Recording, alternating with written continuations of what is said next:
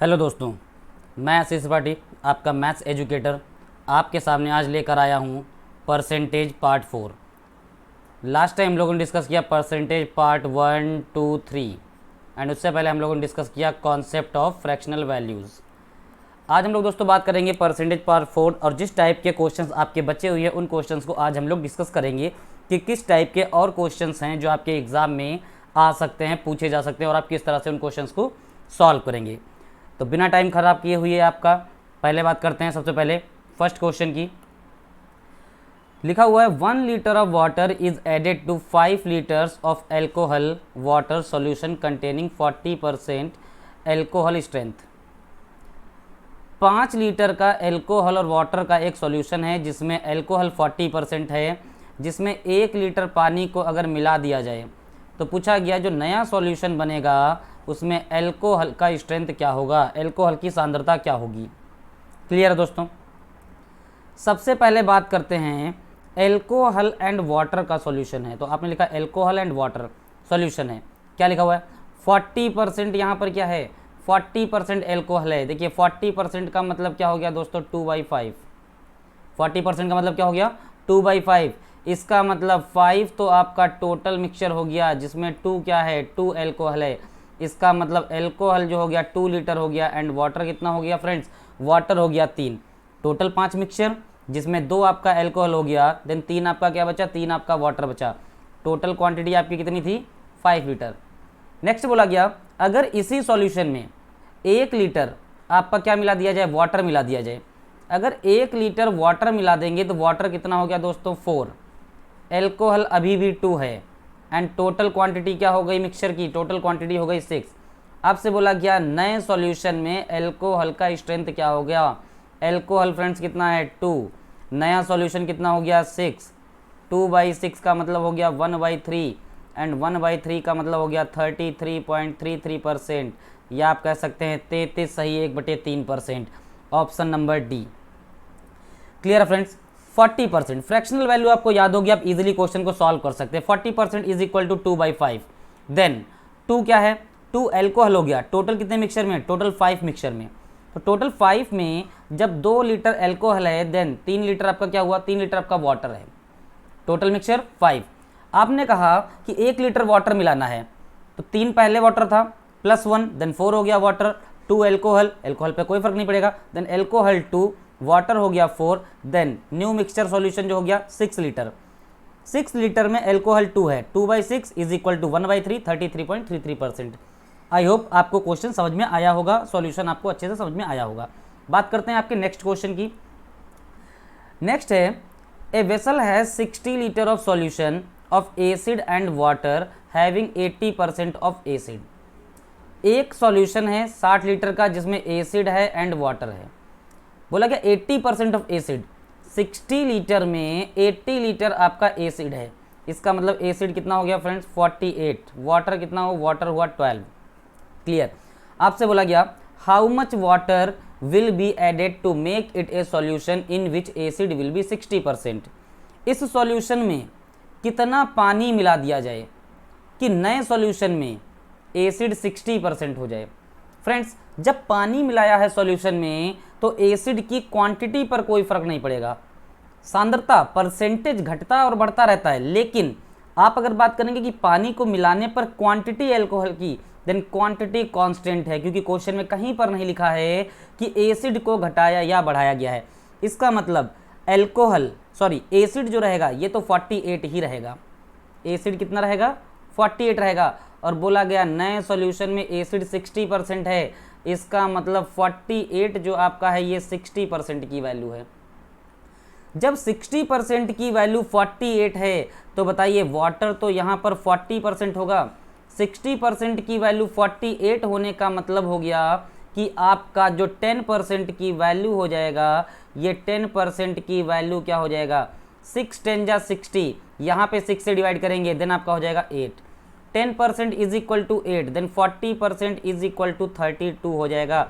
इसका मतलब new solution में वाटर कितना है 32। इनिशियल सॉल्यूशन में 12 लीटर वाटर था, न्यू सॉल्यूशन में 32 लीटर वाटर है। इसका मतलब पानी को कितना मिलाया जाए, देन फ्रेंड्स पानी को मिलाया जाएगा 20 लीटर आपका आंसर क्या हो गया? आपका आंसर हो गया 20 लीटर। कैसे? ईजी आपका अप्रोच है, बहुत आसान तरीका है। आपको सिर्फ इतना ध्यान रखना है कि अगर पानी को मिलाया जा रहा है नए सॉल्यूशन को बनाने के लिए, देन एसिड की क्वांटिटी पर कोई फर्क नहीं पड़ेगा, सिर्फ परसेंटेज बदलेगा। क्वांटिटी एसिड की 48 थी, न्यू सॉल्यूशन में एसिड की क्वांटिटी 48 ही रहेगी, लेकिन परसेंटेज क्या हो गया? परसेंटेज हो गया 60%। अगर 48 60% की वैल्यू है, देन वाटर आपका 40% ही रहेगा। 40%, 60% is equal to 48, then 10% is equal to 8 and 40% is equal to 32। 12 litre में कितना जोड़ दें कि 32 लीटर हो जाए? देन 20 लीटर वाटर को आपको ऐड करना पड़ेगा। बहुत ज़्यादा इंपॉर्टेंट क्वेश्चन है फ्रेंड्स, स्टार बना के लिख लीजिए, इंपॉर्टेंट बनाकर लिख लीजिए। बात करते हैं आपके नेक्स्ट क्वेश्चन की। नेक्स्ट क्वेश्चन लिखा है the expenses on rice, fish and oil of a family are 12:17:3।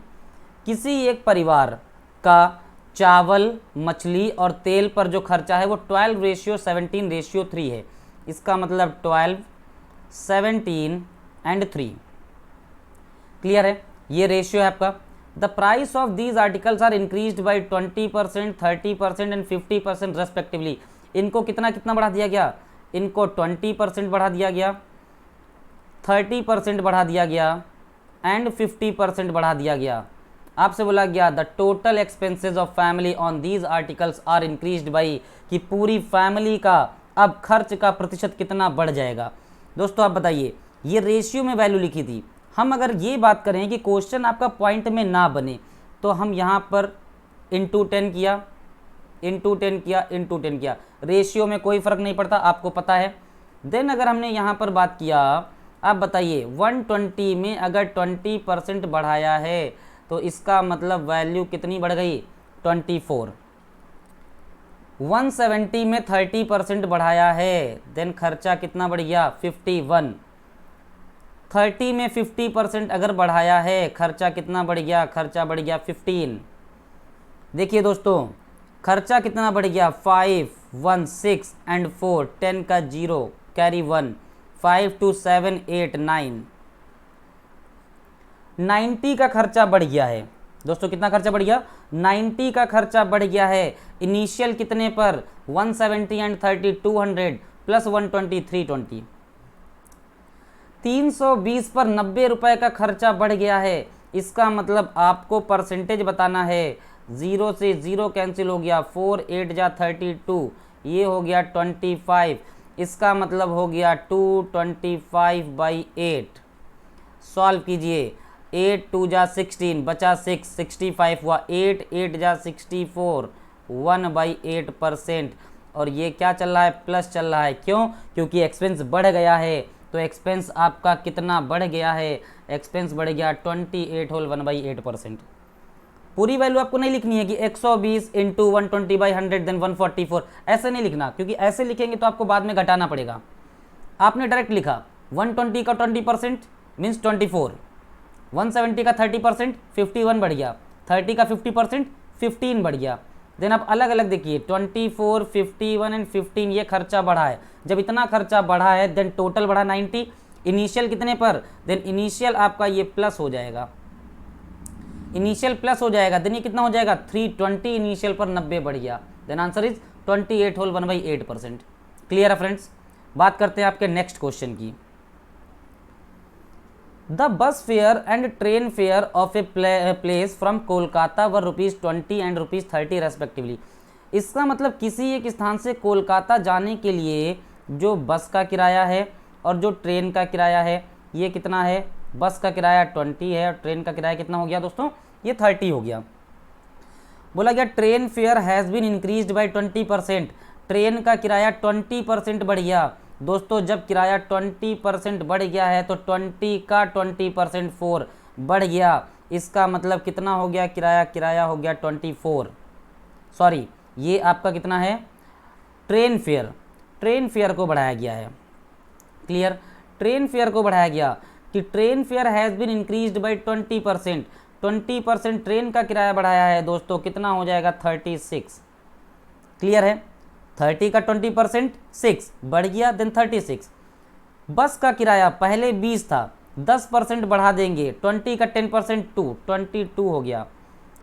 Ratio आपका क्या बनेगा फ्रेंड्स, रेशियो आपका बनेगा 11:18। दो ऑप्शन है, 11:18, 18:11। रेशियो है, रेशियो में आपका इनिशियल वैल्यू, पहली वैल्यू क्या होगी, ये क्वेश्चन का सीक्वेंस बताएगा या आपको क्वेश्चन की फाइनल लाइन बताएगी। लिखा है the ratio of new train fair and new bus fair. इसका मतलब पहले क्या आएगा दोस्तों, पहले आएगा ट्रेन, देन आएगा बस। ट्रेन है 18 एंड बस कितना 11, देन आंसर इज 18:11। क्लियर है फ्रेंड्स। वीडियो पसंद आ रहा है, वीडियो को लाइक कीजिए, शेयर करते रहिए। आप चैनल पर अगर नए हैं तो सब्सक्राइब कीजिए। बात करते हैं आपके नेक्स्ट क्वेश्चन की। नेक्स्ट क्वेश्चन है, a man spends 75% of his income. एक व्यक्ति अपनी आय का 75% खर्च कर देता है। His income increased by 20%। उसकी इनकम को अगर 20% बढ़ा दिया जाए, and he increased his expenditure bye 15%, और यदि उसके खर्चे को 15% बढ़ा दिया जाए, his saving will then be increased by, तब उसकी सेविंग कितना परसेंट बढ़ जाएगी। आप लिखिए इनकम, एक्सपेंडिचर, सेविंग। इनकम आपने कहा कि उस व्यक्ति की 100 है, खर्चा 75, देन बचाता कितना है 25। 100 इनकम, 75 उसने खर्चा किया, 25 बचाया। आपसे कहा गया कि उसकी इनकम को 20% बढ़ा दिया। देखिए दोस्तों, 20% इनकम को बढ़ा देंगे, इनकम कितनी बढ़ गई 20। केवल जो बढ़ाया है वैल्यू उसी को लिखना है, 20 बढ़ गई। फिर बोला गया उसके खर्चे को 15% बढ़ा दिया गया, 15% इज इक्वल टू 3/20। इसका मतलब क्या हो गया 3/20। आप 75 का 3/20 जब पता करेंगे तो 0 से पॉइंट लग जाएगा। 75 3 जा आपका कितना हो जाएगा, तो ये 22.5 हो गया, अपॉन 2 करेंगे तो ये बढ़ गया 11.25। खर्चा कितना बढ़ गया 11.25। 20 इनकम बढ़ी थी, 11.25 खर्चा बढ़ गया। तो बताइए सेविंग जो है, इन दो वैल्यू से कंपेयर कीजिए। 20 से 11 माइनस करेंगे 9, 9 से 0.25 माइनस करेंगे, देन आपकी सेविंग 8.75 बढ़ गई।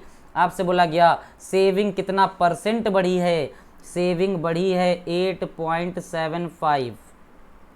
किस पर 25 पर, इंटू 100 करेंगे, पॉइंट हटाएंगे तो नीचे भी 100 आएगा, कैंसिल हो गया ये।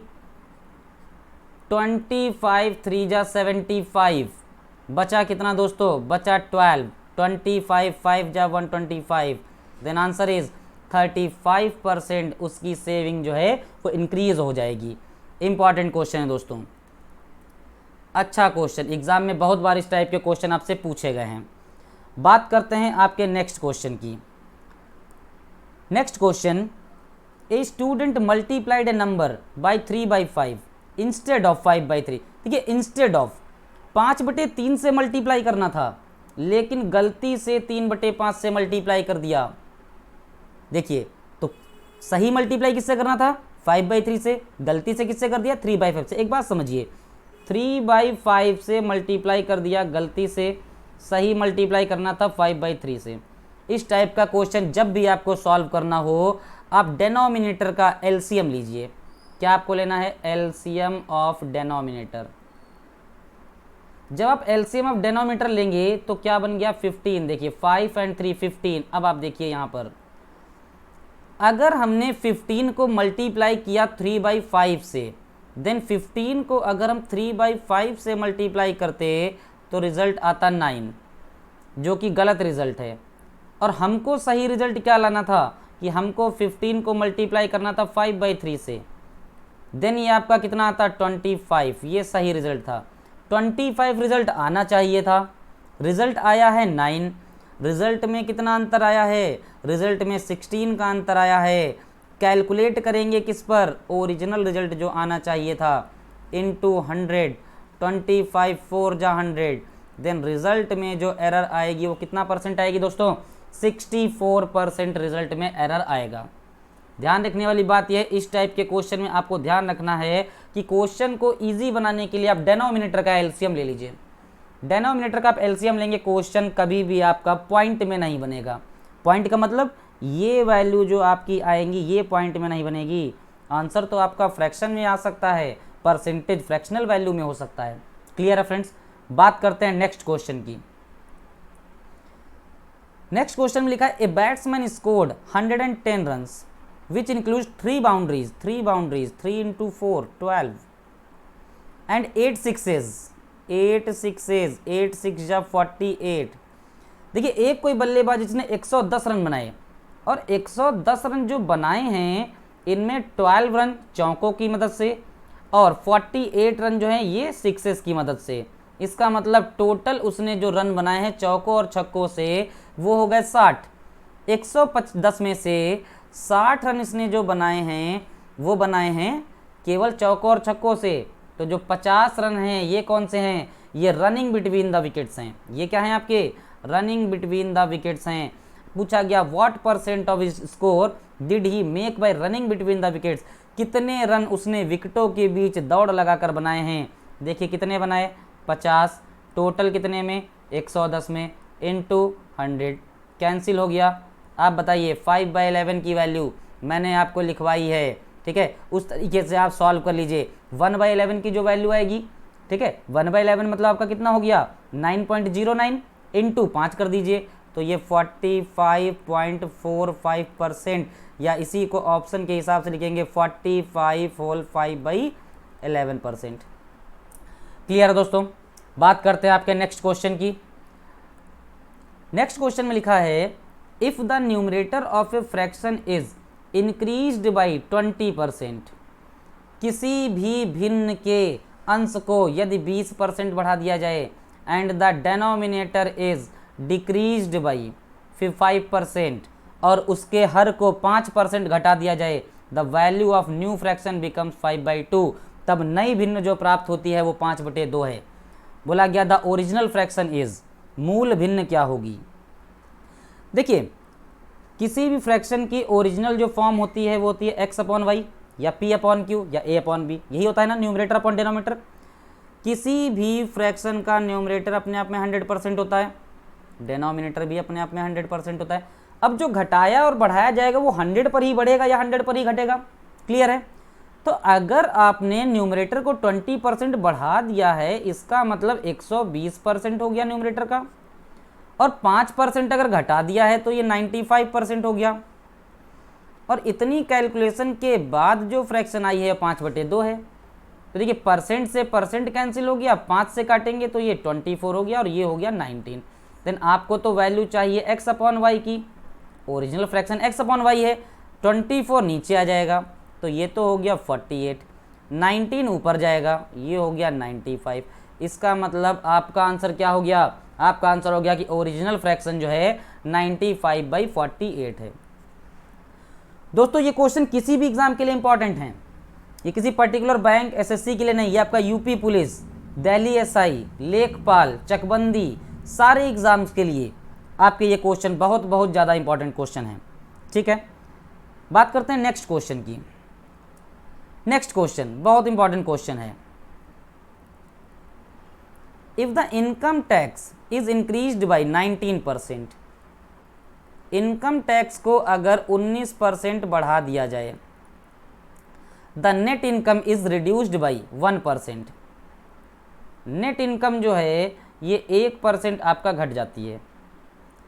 ये दोनों वैल्यू बराबर होंगी। कैसे? अब समझते हैं, यहाँ समझिए।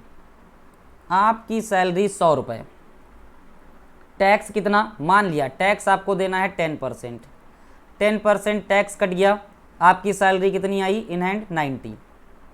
क्लियर। नेक्स्ट, आपका सैलरी नहीं बढ़ा, सैलरी आपका 100 है, नई गवर्नमेंट आई, नई गवर्नमेंट ने कहा ऐसा है टैक्स जो है इसको 12% कर दिया जाए। जब टैक्स आप 12% देंगे इसका मतलब क्या हो गया, आपकी सैलरी अब कितनी आएगी इन हैंड 88। जब टैक्स बढ़ा है कितना 2%, तो आपकी सैलरी कम हुई है कितना 2%। से मत देखिए, आप पैसे ही देख लीजिए केवल कि टैक्स 10 रुपये से जब आपने 12 दिया है तो आपकी सैलरी 90 से 88 हो गई है। कहने का मतलब जितना टैक्स बढ़ा है उतना ही तो सैलरी कम है। क्लियर। यही बात यहाँ पे कहा गया। क्या कहा गया? कहा गया कि जब इनकम टैक्स को 19% बढ़ा दिया तो आपकी इनकम 1% कम हो गई। इसका मतलब टैक्स का बढ़ा हुआ हिस्सा जो आपने दिया है उतनी ही तो इनकम आपकी कम होगी। अब आप यहाँ रेशियो बनाइए। आपने लिखा income tax ratio net income 1:19। इसका मतलब इनकम टैक्स जब 1 रुपया कट गया तो आपकी सैलरी मिली कितनी? 19। तो आपकी टोटल इनकम कितनी है? 20। और इनकम टैक्स का कैलकुलेशन ऑलवेज टोटल इनकम पर होगा। इसका मतलब इनकम टैक्स आपने दिया 1, टोटल 20 पर 1/20 की वैल्यू 5%। क्लियर है दोस्तों? बहुत इंपॉर्टेंट क्वेश्चन था। आप फिर से वीडियो को दोबारा से रिवाइंड करके इस क्वेश्चन को समझिएगा, आपको समझ में आएगा कि क्वेश्चन में क्या कहा गया, किस तरीके से क्वेश्चन को लगाया गया है। बात करते हैं नेक्स्ट क्वेश्चन की। In a factory 60% of the workers are above 30 years. किसी एक फैक्ट्री में 60% कर्मचारी जो हैं वो 30 वर्ष से ऊपर के हैं। एंड ऑफ दोज, और उनमें 75% आर मेल्स, और उनमें 75% जो हैं वो पुरुष हैं। And the rest are females, और शेष महिलाएं हैं। If there are 1350 males workers above 30 years, यदि उनमें से 30 वर्ष से ऊपर के पुरुष कर्मचारी 1350 हैं तो आपसे बोला गया the total number of workers in the factory is. तब फैक्ट्री में टोटल वर्कर्स कितने हैं? क्लियर है दोस्तों? आपने मान लिया कि टोटल वर्कर्स जो हैं वो 100 हैं। आपने टोटल वर्कर्स को क्या मान लिया? 100 मान लिया। तो टोटल वर्कर्स अगर 100 हैं, जिनमें 60% यानी 60 जो हो गया, ये क्या हो गया? 30 वर्ष से ऊपर के हो गए। और इन 60 में 75% जो हैं ये क्या हैं? ये मेल्स हैं। 60 का 75% दोस्तों 45 होगा। क्लियर? अब बोला गया मेल वर्कर्स तो हैं 1350, मतलब आपको 45 की वैल्यू 1350 दे रखा है। देन 1 की वैल्यू दोस्तों 3 हो जाएगी, और 1 की वैल्यू 3 हो गई, सॉरी 1 की वैल्यू 30 हो जाएगी। और जब 1 की वैल्यू 30 हो जाएगी तो 100 की वैल्यू 100 × 30, मतलब आपका आंसर जो हो जाएगा कि फैक्ट्री में कुल वर्कर्स कितने हैं? तो फैक्ट्री में कुल वर्कर्स दोस्तों 3000 हैं। क्लियर? आपने माना 100 टोटल वर्कर्स, 60% वर्कर्स 30 साल से ऊपर के हैं, और इन 30 साल से ऊपर के जो 60% हैं इनमें से 75% मेल हैं। और मेल आपको दे रखा है कितना? 1350। देन आप कैलकुलेट करेंगे, पूरा कैलकुलेशन आपका क्या होगा। अच्छा क्वेश्चन है। क्लियर? बात करते हैं नेक्स्ट क्वेश्चन की। Next question, a box has 100 blue balls, यानी कि ब्लू बॉल्स जो हो गई ये बॉक्स में कितनी हो गई? 100। 50 रेड बॉल्स, रेड कलर की जो बॉल हैं ये कितनी है? 50। एंड 50 ब्लैक बॉल्स, यानी कि जो ब्लैक बॉल हैं ये भी आपकी कितनी हैं? ये भी 50 हैं। कि एक बॉक्स में 100 नीले कलर की बॉल हैं, 50 लाल कलर की बॉल हैं, और 50 काले कलर की बॉल हैं। अब क्वेश्चन में बोला गया 25% of blue balls and 50% of red balls are taken away. कि 25% ब्लू बॉल्स को हटा दिया जाए। 25% का मतलब 25 हटा देंगे, बचा कितना? 75। 50% रेड बॉल को हटा देंगे, यानी 25 रेड बॉल को हटा दिया। रेड बॉल कितनी बची? 25। लेकिन ब्लैक बॉल पे कोई फ़र्क नहीं पड़ा, ब्लैक बॉल अब भी 50 हैं। बोला गया percentage of black balls at present is. अब बैग में जितनी बॉल हैं इनको हटाने के बाद उसमें ब्लैक बॉल का परसेंटेज क्या है? तो देखिए ब्लैक बॉल तो आपकी अभी भी 50 हैं, लेकिन आपके पास बैग में अब टोटल बॉल कितनी है? टोटल बॉल हैं 150, और 50/150 का मतलब हो गया 1/3, और 1/3 का मतलब आपको पता है 33.33%। आपका ऑप्शन हो गया ऑप्शन नंबर सी। क्लियर दोस्तों? ये सारे क्वेश्चंस जो मैं आपको बहुत लिख के समझा रहा हूँ आपको बहुत इजीली एग्जाम में बहुत जल्दी जल्दी सॉल्व करने हैं। क्लियर? बात करते हैं आपके नेक्स्ट क्वेश्चन की। नेक्स्ट क्वेश्चन बहुत बढ़िया question. In an election 10% of the voters on the voters list did not cast their votes. इसका मतलब एक चुनाव में कुल मतदाताओं का 10% लोगों ने अपने मत नहीं दिए। एंड 60 वोटर्स, ये परसेंटेज नहीं है, and 60 voters cast their ballot paper blank. और 60 वोटर्स ऐसे थे जिन्होंने अपने बैलेट पेपर को खाली छोड़ दिया, किसी को नहीं दिया vote. There were only 2 candidate, चुनाव में सिर्फ 2 उम्मीदवार थे। The winner has supported by 47% of all the voters in the list. विजयी उम्मीदवार कुल चुनावी लिस्ट का 47% मत पाता है। And he got 308 votes more than his rival, और इतने मत पाने के बाद वह अपने राइवल से, अपने प्रतिद्वंदी से 308 मतों से जीत जाता है। The number of voters in list was, चुनावी लिस्ट में कुल कितने मतदाता थे। देखिए चुनावी लिस्ट में मतदाता हमने 100 मान लिए, 10% लोगों ने वोट नहीं डाले, वोट कितने लोगों ने डाले 90, ठीक है। अब 90 में आपसे बोला गया, ये 100% मान लिया, ये 90 आपका हो गया। अब बोला गया इसमें भी 60% ने बैलेट पेपर को ब्लैंक छोड़ दिया, यानी कि 90% -60 क्यों किया? जब हमारे बैलेट पेपर ब्लैंक हैं तो जीत या हार इन पर डिसाइड नहीं होगी, जीत या हार बिल्कुल सही वोट्स पर डिसाइड होगी। देन 90% -60 ये सही वोट्स हैं जिन पर जीत या हार डिसाइड होगी। बोला गया विजयी उम्मीदवार 47% टोटल का पाया, 100% का 47, ये 47 पा लिया। तो फिर हारने वाला उम्मीदवार 43% -60 पाया होगा। क्लियर? अब आपसे कहा गया कि जो विजयी उम्मीदवार है अपने प्रतिद्वंदी से 308 मतों से जीता है। जीतने का मतलब देखिए, ये विजयी उम्मीदवार है, ये हारने वाला है, बताइए डिफरेंस ही तो होगा। 47% -43%, 4%, माइनस प्लस, ये प्लस का 60।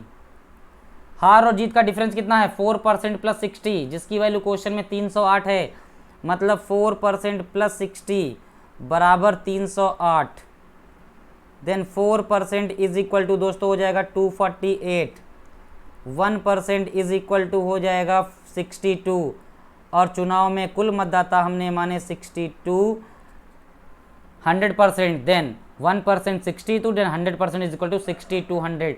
Then your answer is option number B 6200। बढ़िया क्वेश्चन, एक बार फिर से इसको समझते हैं। हमने मान लिया कि चुनाव में टोटल वोटर्स 100% हैं, 10% ने मत नहीं डाले, 90% हो गया। इस 90% में 60 लोगों ने बैलेट पेपर को खाली छोड़ दिया। देन सही वोट्स जो हैं 90% -60, जिसमें जीतने वाले को टोटल 100% का 47% मिला। देन 90% -60 में 47% हटा दिया तो हारने वाले को कितना मिला? 43% -60। जीत या हार दोनों के परसेंटेज का डिफरेंस होता है। देन 47% माइनस 43% -60, देन आपने पाया 4% + 60, ये जीत और हार का डिफरेंस है, जो कि कितना दे रखा है? 308। देन आपने आगे कैलकुलेशन अपनी कैलकुलेट कर लिया। क्लियर? अच्छा सवाल था, आप इसको 1-2 बार लगाइएगा, ठीक है। बात करते हैं आपके नेक्स्ट क्वेश्चन की। The price of an edible oil is increased by 25%।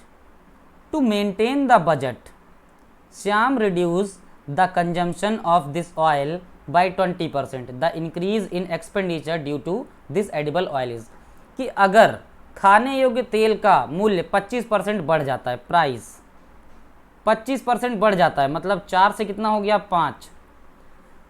तो अपने बजट को मेंटेन रखने के लिए श्याम जो है अपने कंजम्पशन को 20% कम कर देता है।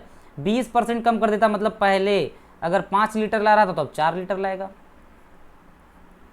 बजट क्या बना? देखिए 4 5 जा 20, 5 4 जा 20, पहले भी 20 बाद में भी 20, नो चेंज। इसका मतलब एक्सपेंडिचर में क्या अंतर आएगा? 0% अंतर आएगा, 0% अंतर आएगा। क्लियर दोस्तों? बढ़िया क्वेश्चन था। बात करते हैं आपके नेक्स्ट क्वेश्चन की।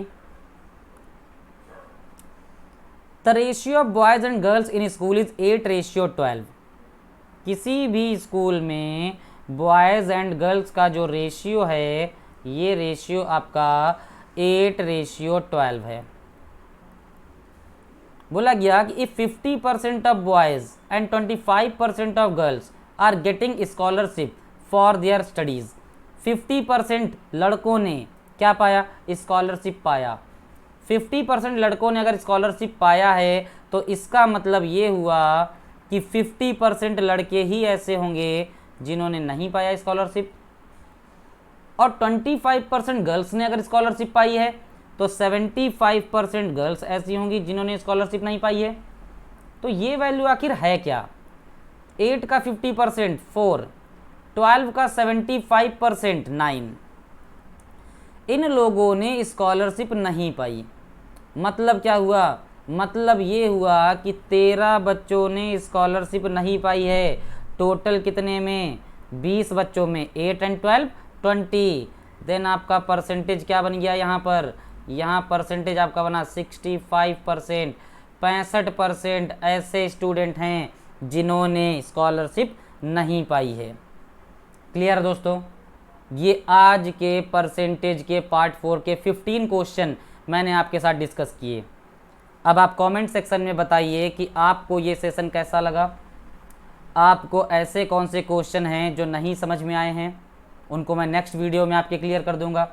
आप पूरा वीडियो एक बार देखिए ज़रूर, क्वेश्चन को लगाइए, आपको समझ में आएगा कि क्वेश्चन कितने अच्छे हैं, तरीका कितना बढ़िया है, और आप उसी तरीके से अपनी तैयारी को आगे जारी रखिए।